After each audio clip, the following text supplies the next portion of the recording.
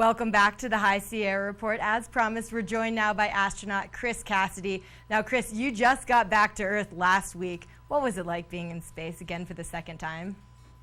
Oh, it was so much fun. Just imagine instead of sitting in a chair or standing wherever you are, you can be floating around having the same conversation, and it's really cool to just push off the wall and fly across the module, and then go to a window and watch our planet underneath, and you can see right this time of year can start seeing the snow, just a little bit of white caps, and you know that soon those white mountains are going to have skiers all over them, especially right there in the Tahoe area. So really cool to be up there.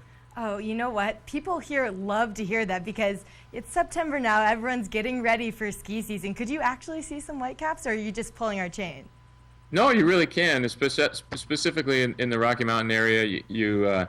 Oftentimes we come down through, we come across the Pacific coast right around Portland, Oregon, and then make our trajectory comes down through the Tahoe area, and you can see really clearly the big lakes and things like this, and especially with a big zoom camera, you can almost, if you know where to look, you can almost find individual ski resorts.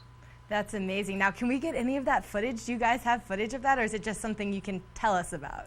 It's more stuff I can tell you about.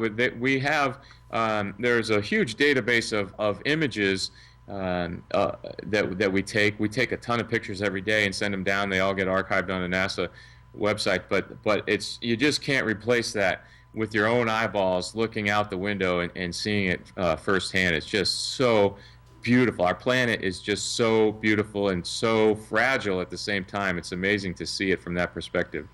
Yeah, absolutely. And you know, people here are very concerned about the environment. There's a lot of outdoor enthusiasts who want the best for our environment so they can have the best outdoors here. I understand you're a big outdoors man yourself. What is your favorite outdoor activity? You know, I really enjoy hiking and camping. You know, multi-day camping kind of trips. Around here, it's usually car camping, but every now and then I'll be able to sneak away and maybe sometimes even convince work that it's a trip that we need to have a work trip to put on a backpack and go hike around for several days in the name of crew cohesion kind of thing. Yeah, so I right. love being outside. Like team building, right? So you're in Right. Houston now, so that's what you mean by car camping. Because if you were in Tahoe, I know you'd be out camping near some lakes or something, right? Right, exactly.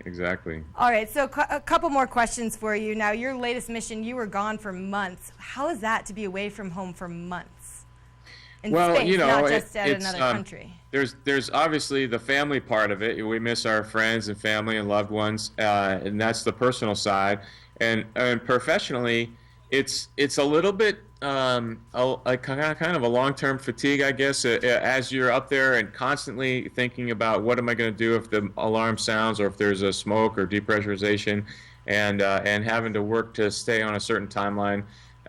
So I think 6 months is a good amount of time. I loved being up in space, and I loved having the honor of working on the space station, but at the end of it, I was happy to come home and happy to get back to Earth and smell fresh cut grass and walk around on the beach and those sort of things. And I'm glad that another person, a fresh person, is going to replace me up there very soon. Absolutely. You know, I didn't even think about that, the smells in space. All right, we'll be back with more of the High Sierra Report right after this.